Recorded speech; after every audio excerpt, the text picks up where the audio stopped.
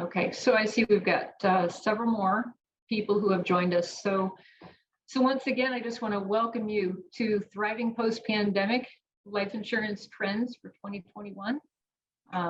We appreciate you attending this webinar. I'll repeat again for those who have just joined us to take advantage of that Q&A chat feature. Share your comments, your questions, and we'll watch that throughout the presentation. And I guess we'll go ahead and get started. So first, I'll start by introducing myself. My name is Julie Anderson. I'm a senior consultant with LIDP Consulting. Here with me today is Colleen Risk, a senior analyst from Celent. Dan McCoach, he's the head of life and annuities from Celent. And Susan Rudnicki, the program manager for the titanium implementation at WoodmenLife. So we're here today to discuss the life insurance trends that will help us to thrive in this post-pandemic time. Colleen, Dan, Susan, I just want to begin by thanking you for being here today. This is really good. We have an important and very exciting topic to discuss. And with that, I'll hand this off to Colleen and she can kick us off here. Thank you, Colleen. Yeah, my pleasure. Hi, everyone. I'm happy to have the opportunity to discuss how life insurers have gone from surviving the pandemic to thriving after the pandemic.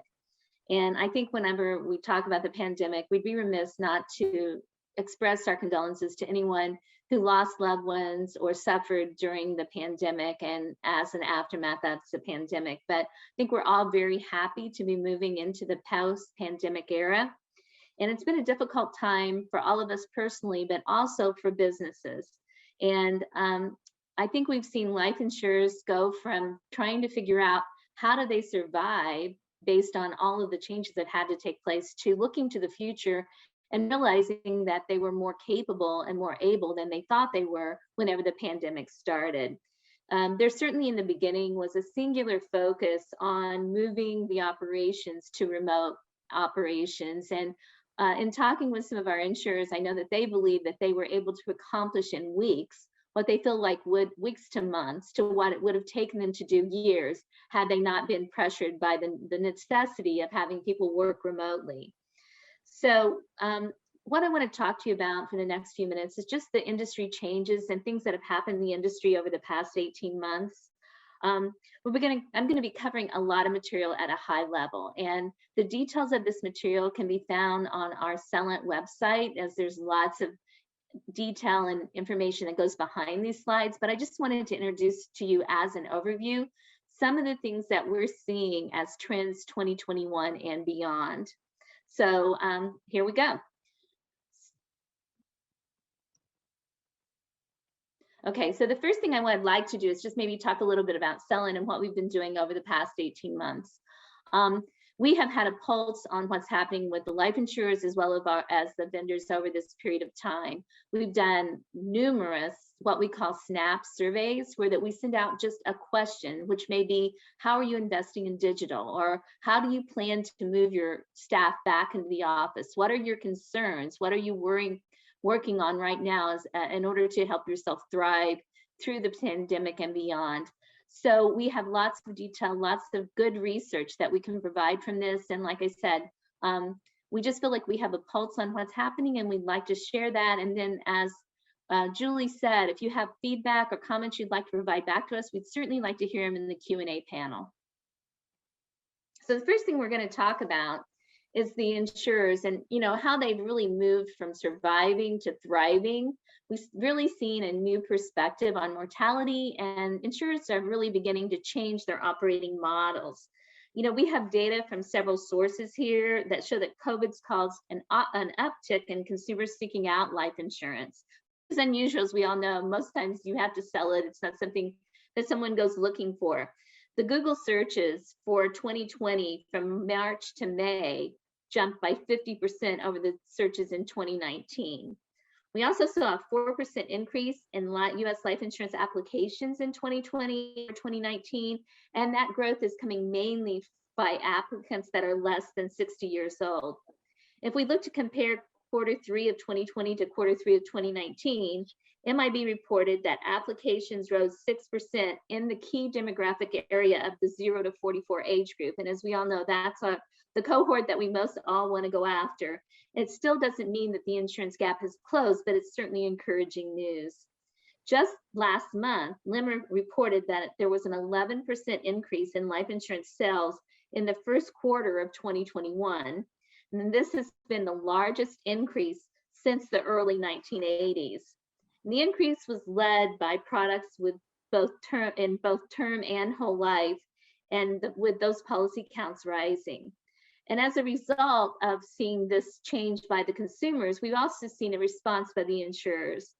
And the insurers have responded by rapidly shifting to digital and moving years ahead of where we thought the industry would be prior to the pandemic. Direct-to-consumer sales are increasing, and it seems to be reaching that younger, uninsured cohort that's more elusive. What was once considered nice to have technologies has become imperative.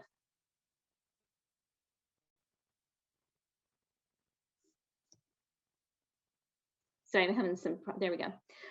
Okay, so what we do every year is we survey our CIOs panel, and we look at them and say, you know, what are your business priorities for the next year? So one of the interesting things we've been able to do with that is actually compare what we were told in 2020, January, which was prior to the pandemic, with what we were told this year in January, which was in the midst of the pandemic. So in 2020, we saw growth and retention was a primary factor driving investments, followed by cost reduction and process automation. In 2021, growth and retention still tops the charts, but digital acceleration, which was a new choice for 2021 survey, is a strong second. And we assume that this was exclusively influenced by the pandemic. The focus on cost reduction fell down the list to 5th. So nearly half of insurers have adjusted their roadmaps to focus on digital investments in 2021. Looking at digital through the lens of traditional value chain, there's a number of areas where insurers focused. Significant investments have been made in digital onboarding capabilities, and investment in light touch automation such as RPA, OCR enabled, document management, and chatbots was an areas that we saw investment. There was also a recalibration to focus on agent technologies with a goal to enable and enhance those sales without being able to meet with the clients face-to-face. There was the focus on agent tools with a significant increase in investment in e-applications and in agent portal technology, and also the desire to fully digitize the policy submission process. So process automation, whether it's automating new business submission, adding that OCR for paper forms, or adding RPA for repetitive tasks, has been the focus in the past year and will continue to be a focus in the future. Insurers need to position themselves to win the future against an increasing range of competitive forces, and these include Insurtechs and other non-traditional players that may enter the market. So many insurers are enhancing their agent portals, providing more visibility into things like policy statusing, outstanding requirements, e-delivery, and the ability to review their commissions. The lack of face-to-face transactions has accelerated the uses of e-applications, and along with e-applications, you always end up with e-signatures because that's the means to legally bind the policy, as well as to collect the evidence that's needed for the risk evaluation. Looking at assessing the risk, one of the major things we've seen has been an increase in automated underwriting and rules engines.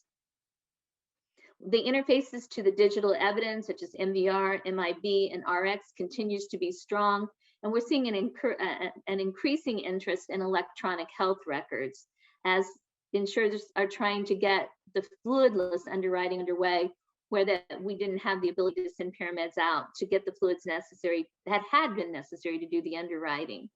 And e-delivery is another area of great interest, with the delivery being either to the agent or to the insured via a portal. We also saw internal and external documents being digitized and processed via secure email or portals. And finally, there's been a huge increase in the number of transactions that are available for self-service. Instead of the view only or change address only self-service capabilities that were really common a year and a half ago, we're seeing insureds now are able to report a claim, make a payment, or change a beneficiary via the portals. E-signatures, the applications, electronic evidence, rules engines review, automatic approval, e-delivery, and the ability to self-serve all equate to an improved customer experience and less cost for the insurer. So looking at this was a survey question where that we were not extremely surprised by the results, but the fact that not one insurer did anything less than very important for their customer experience is really a real change, I think, from what we saw about 18 months ago. So as we've been saying, the pandemic has really spurred digital investment.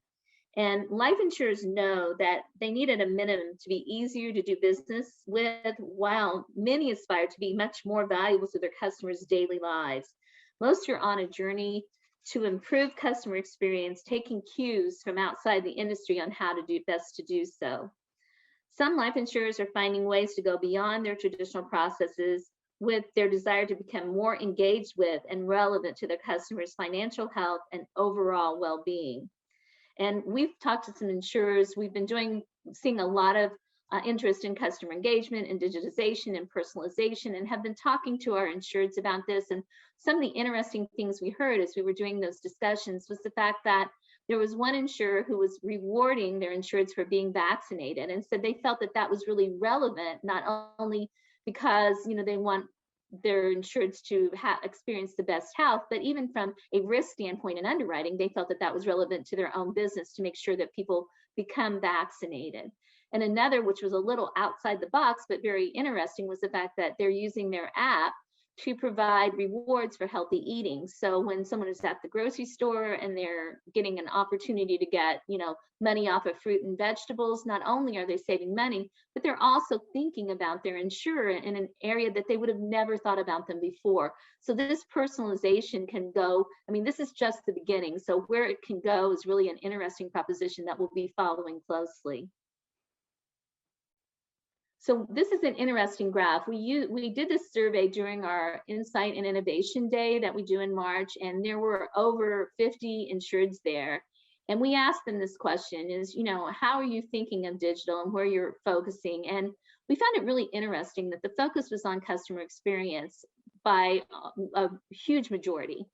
And the fact that becoming a data-driven was only about 16%, because in our viewpoint, I think that improving customer experience is actually an outcome of being data-driven. So, really, regardless of the skills, the technologies, or the partnerships for change, insureds need to understand what's valued by today's digitally savvy customers and must determine a strategy to establish their brand and value proposition within the context of a great customer experience. And transforming the customer experience is increasingly important to differentiate yourself and to drive sustainable growth. But we see that data is a source of competitive advantage and allows insurers to identify profitable niches, manage risk, and improve services. Becoming a data-driven organization is the foundation for creating a compelling customer experience, providing the ability to anticipate your customers' needs and identifying areas for improvement. So this is a really interesting graph. I just find this quite intriguing.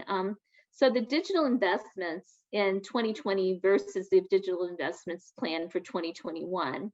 And the digital investments in the life agent channel have gone from lukewarm to really red hot. They're fueled by the pandemic and the virtualized sales process that we've been discussing earlier.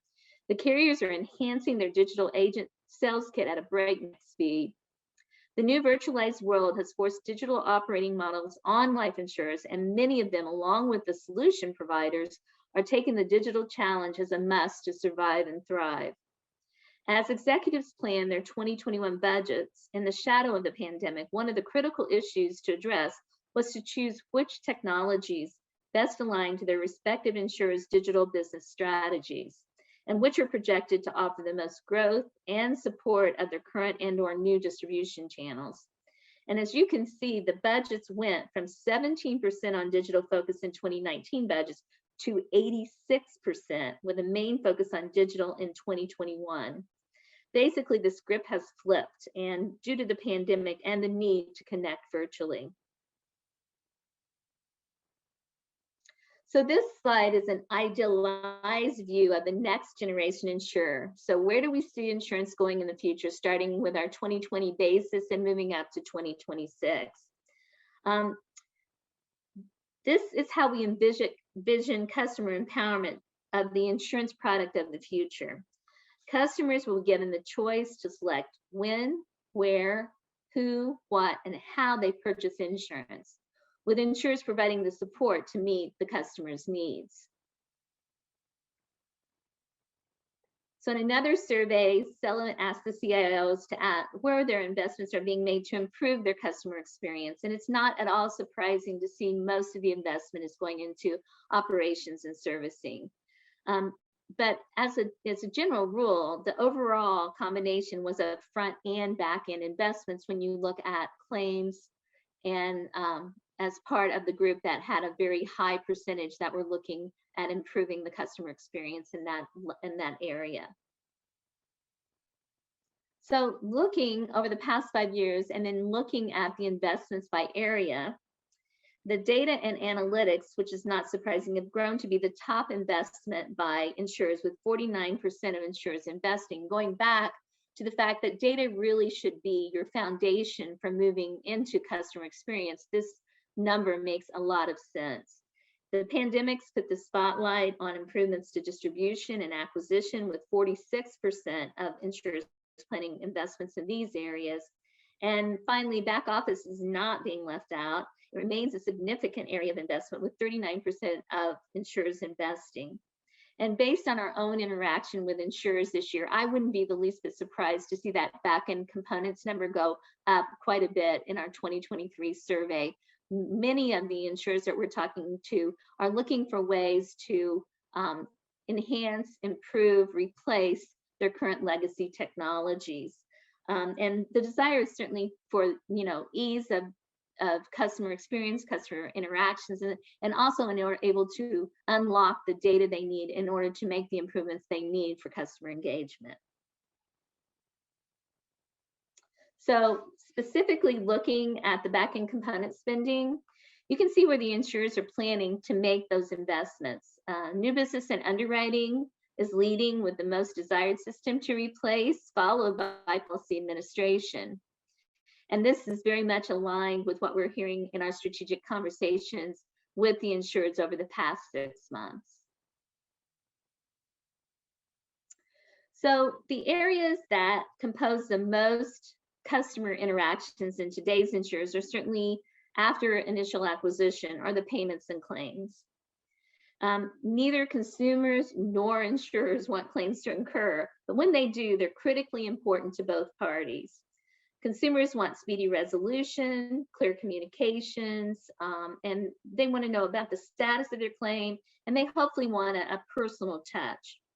And consumers want, and the insurers are looking at efficiency, accuracy to enhance or eliminate the risk of fraud and litigation with the claimants. When the claims process breaks down, customer satisfaction falls and the insurer's costs go up. That's the penalty effect of a bad claims experience. And in this sense, every claim is a moment that matters. In today's low touch between consumer and their insurance companies, claims handling and payments may represent the most important and meaningful transactions. That's why insurers should look beyond mere cost savings and seek a richer, more data-driven customer experience. Insurers who get it right will transform claims from necessary back-end function into a source of competitive advantage, market differentiation, and increased customer loyalty. And then finally, in closing, at Celent, we expect insurers will spend more money on technology in the future, and it will be directed at digital to accelerate, enhance, and improve the customer experience. And this in turn will allow them to protect their existing business, gain new business, and improve operations. So I thank you very much for your kind attention during this discussion. And now I want to turn it over to Woodman, and they're going to talk about their experience in implementing LIDP's PAS system. A little bit too many buttons right now. Thank you very much for your time this afternoon. My name is Susan Brudnicki, and I am a program manager with WoodmenLife, and I'm representing WoodmenLife on today's call. For those that are not aware, WoodmenLife is a not-for-profit life insurance company who's been helping to protect the financial future of families and making a difference in hometowns across America since 1890. I've been a member of WoodmenLife for 7 years, responsible for the implementation and conversion efforts of titanium since the beginning. And it's my honor to represent WoodmenLife in this discussion today and to highlight the great work that has been done in partnership with LIDP on the development and implementation of the titanium claims solution.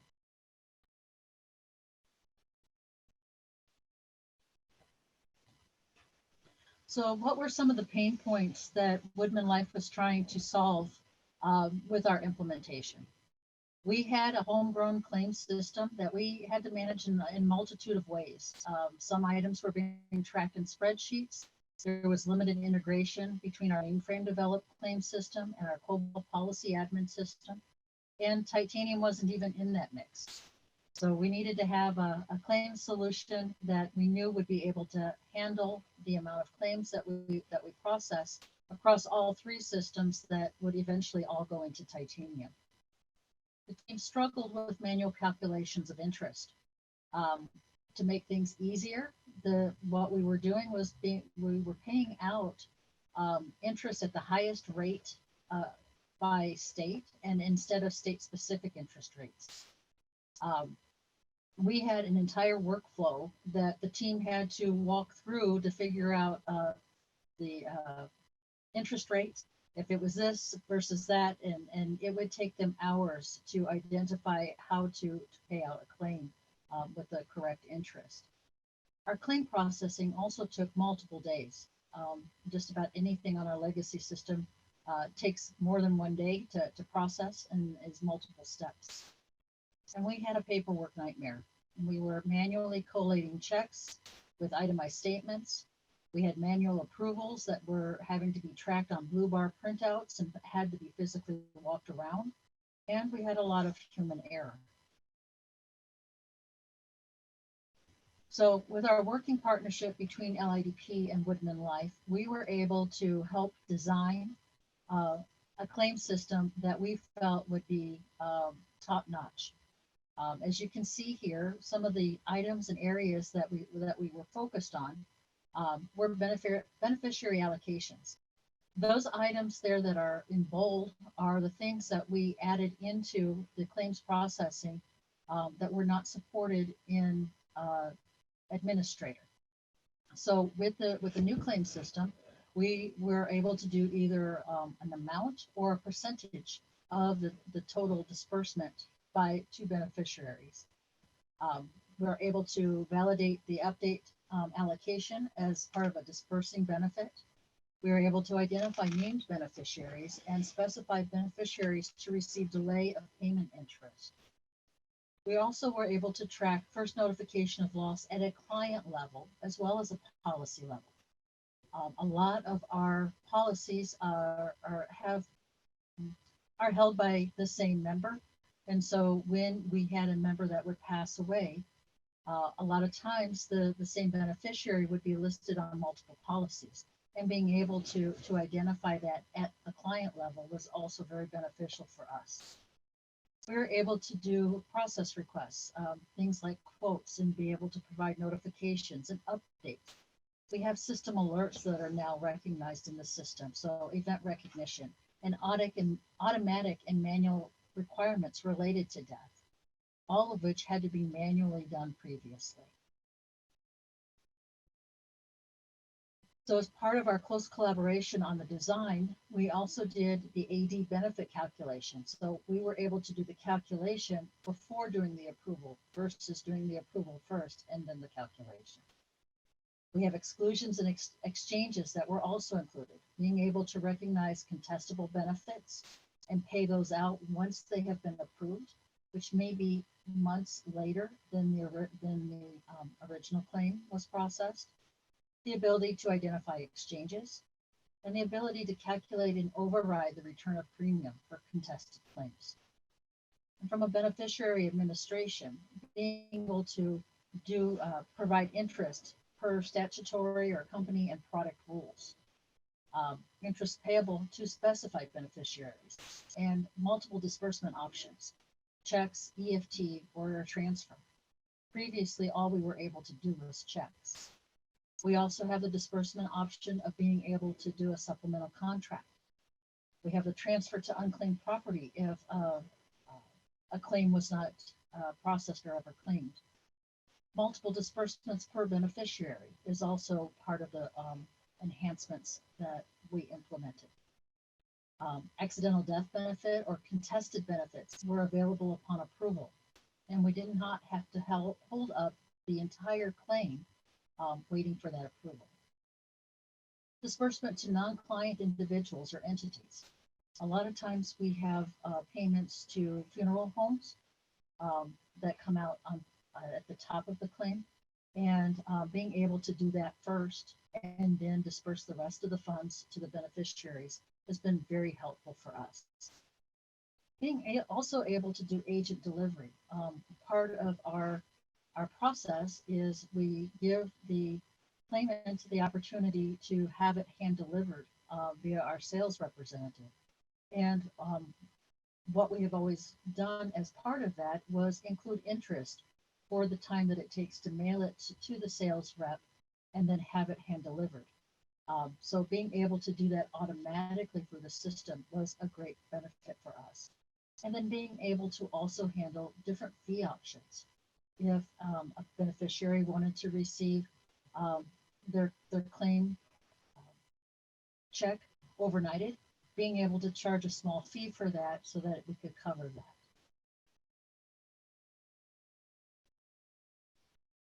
So some of the many benefits that we've seen with claims on Titanium, it's been very user-friendly. Right now, it takes about 3 clicks and the claim is initiated. So that has allowed us to have folks help with our claims processing and get claims started that have little interaction with Titanium on a day-to-day basis. They're able to assist with incoming claims during the pandemic with very little training. We've also been able to provide users with the ability to work from home, which has been enormous during the COVID-19 pandemic. There's been less manual involvement, less walking around of paper and collation, and less process oversight based on how the system works. Claims processing is in real time, so they have the ability to pay a claim quicker, accurately, with less verification. And we're eliminating manual processes and paperwork. No longer needed to manually match up checks to correspondence. We no longer need to walk approvals around for signature. We've eliminated concerns regarding adequate staffing coverage and training, privacy issues. You know, somebody accidentally matching up the wrong check to the wrong piece of correspondence and sending it out the door. And our sales rep delivery is now automated. What we're expecting for future benefits on claims is an enormous amount of cost savings. Just the systematic calculation of interest at the appropriate rate by state is anticipated to save the company on annual $500,000 in overpayments. And also the ability to reallocate staff to some high value activities. Currently, we have almost a full FTE that is working on the manual processing and collation of paperwork, and that person will be able to be reallocated to other items. The comments from our claims department has been, you know, this is the best in class of any claim system that they've had the opportunity to work on. And we've had a number of folks that have come to us from other organizations. And it's really the ability of the claim system to calculate and compare all the various interest rates, calculate return of premium values, and track what's needed on a claim are valuable tools to have with a claim system. And what we have found as an organization that this is going to help enable us move into the future with automation and with more opportunity to service our members in the way that they want to be serviced, that we did not have on our mainframe system. I will now turn things over to Julie for our Q&A. Okay. Well, thank you for that, Susan. I appreciate it. And thank you, Colleen, for your presentation.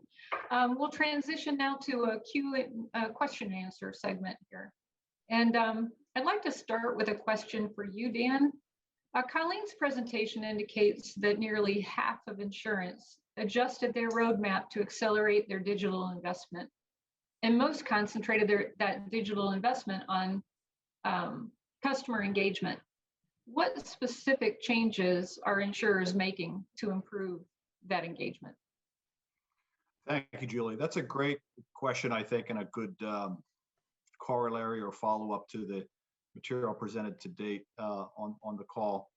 And before I speak, let me say it's my great pleasure to be here. It's a real honor to understand the kinds of change happening in the claims process and for us to be a part of telling that story. What we're seeing, and as Colleen indicated, we've had a pretty significant focus on customer engagement, customer experience for the past year. Frankly, it's accelerated since I came on board. I am relatively new with Celent, having been the CIO at Nassau Financial Group for several years. And I've just focused and published a paper called Catching Up in Life, the Customer Engagement Continuum. And it lays out a journey map or a roadmap or a framework that an insurer can follow to answer the question you're posing, Julie. And that paper outlines and starts where most insurers start their journey today, which is automating existing processes, so-called digitalizing or digitizing existing processes, or digitizing the value chain, so to speak.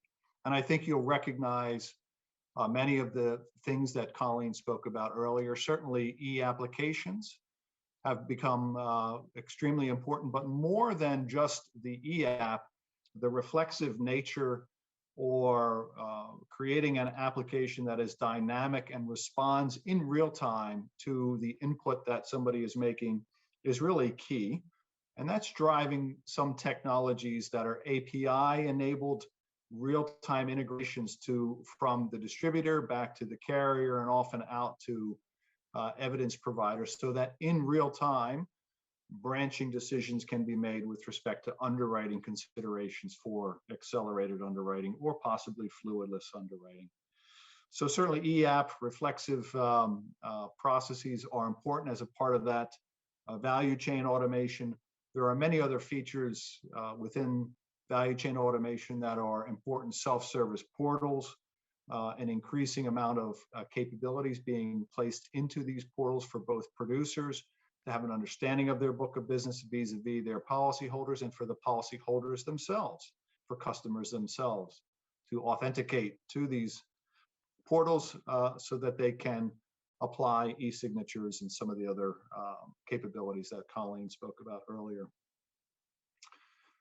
The customer engagement continuum that I referenced in the report then goes on to talk about really, I think, more strategic engagement models for customer experience. Customer centricity, while we've been talking about this maybe for a decade and a half at least, continues to be first and foremost in insurers' minds for thoroughly understand, particularly for multi-line of business companies, thoroughly understanding how producers and customers see what could possibly be siloed or segmented or fragmented views of the organization, and driving the analytics to a common platform to support automated service, prioritization, to create a view of what the customer sees and what the customer thinks is valuable, to try to present a common interface or a common experience for the customer. Moving further down the framework that I referenced in my report, many companies are pursuing what you might think of as engagement models, models that carry the experience beyond the product transaction. In fact, I have a fascinating quote in the report from someone we interviewed, the CEO of one of the most prominent insurance companies, who said, in fact, 1 + 1 can be greater than 2. What do you mean by that? We asked, and he said, look, the product plus the experience has value long-term that's greater than the intrinsic value of the product alone. And so lifetime value, loyalty, even a certain amount of premium insensitivity, so to speak, it can be mitigated if the experience and the engagement is compelling. And so these are, I think, many of the things that we are seeing as we interact with both providers like LIDP and certainly our customers, all become part of our report and information available from Celent. So I hope that goes some distance toward answering that question, Julie. Definitely. Colleen, I just want to ask you one too. You mentioned nearly 40% of carriers are focused on back-end systems, but then you said 46% on the front end. What's the thought process of vendors that provide both pieces? As Susan described, WoodmenLife is optimizing claims as part of an offering that they have in-house. Should carriers minimize vendor reliance or look for best in show and then have multiple integrations? What's your thought? Yeah, I think that we're seeing both things happen, especially on the front end systems. Some of the policy administration systems are API enabled, which will allow you to connect to existing systems or to, in order to connect to things that currently are there. We also have the ability for modularity in the policy administration systems, which again, with API connectivity, allow you to choose only the modules that you're wanting to change out. We do see normally back-end systems, everything that goes from the time of issue to the time of claims is in one system. And that's what we see most of the insurers implementing. And then on the front end, maybe new business underwriting, illustration, suitability, those are things that they may look outside of their policy administration vendor to find, although we are finding more and more vendors are offering very good front-end components. So it's not always necessary to go outside to look for best in class, where you can actually get, an end-to-end system all the way from acquisition to claims from one vendor. Okay. Dan, Insurtechs are digitally native. How can insurers who are just beginning that digital journey benefit from partnerships with Insurtech? That's a good question, and it can be a dizzying experience to try to get your arms around the breadth and depth of Insurtech offerings. Really, there's been an exponential growth the past few years in not only Insurtech investment, but the resulting number of organizations and their differentiating capabilities. I would say, a little unabashedly that Celent is certainly a place that an insurance company can start. We track, curate, talk to, attempt to position, try to advise not only the Insurtechs themselves, but our clients with respect to Insurtech. So we have a database of tracking information. And there are other partners, out there who can help an insurance company do exactly what I'm describing, or certainly the carrier can make a concerted effort to do some curation and tracking of capability themselves. And this is a matter of, attending seminars like this one, attending seminars that are Insurtech related, going to Insurtech Connect, and having an internal process that understands the capabilities. I think the next step that can be taken is, can you, as a carrier, establish some kind of an incubator capability? Can you establish a relationship or some kind of support mechanism for the Insurtechs who match your business strategy's requirements and nurture those relationships? Obviously, coming at that relationship with a specific use case or a place where you expect a strategic contribution to your business will be better for both sides of the relationship.